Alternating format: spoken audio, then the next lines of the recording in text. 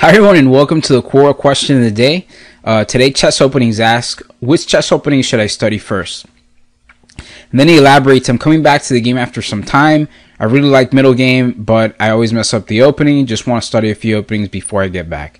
Or for now while I get back. So, I would say that the best openings for you to study or to focus your time on would be the open games. And the open games are the openings where you play e4 and e5. The reason why I would recommend this is because it's common knowledge, at least inside the chess community, that if you want to get better when you're starting out, the best openings that you should play are those. And it has a lot to do with the concepts that you're going to be learning. At a time, it used to be believed that the best move for white was e4 and e5 was the best move for black. And this was typically around the time of Paul Morphy while he was playing chess. And so you might want to study his games collection. There have been plenty of authors that have written collections on his behalf. And a lot of what you're going to be seeing there is you're going to be seeing that the mistakes that his opponents made are the mistakes that your opponents are going to be making.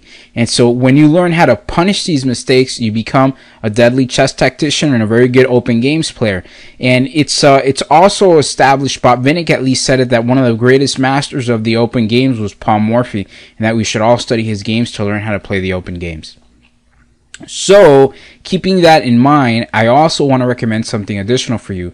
I would recommend that you study as many gambits as possible. And the reason why you should study as many gambits as possible is because gambits teach you how to think in more complex ways in chess. You begin thinking of abstract concepts like compensation, the harmony of my pieces, what do I have in return for the pawn? What does my position have that my opponent doesn't, even though he's ahead, even though he's up a pawn? And when you begin thinking in these complex ways and you start justifying certain assessments, then your thinking grows more and more complex, and you begin improving in chess. And so that's how I would answer this question.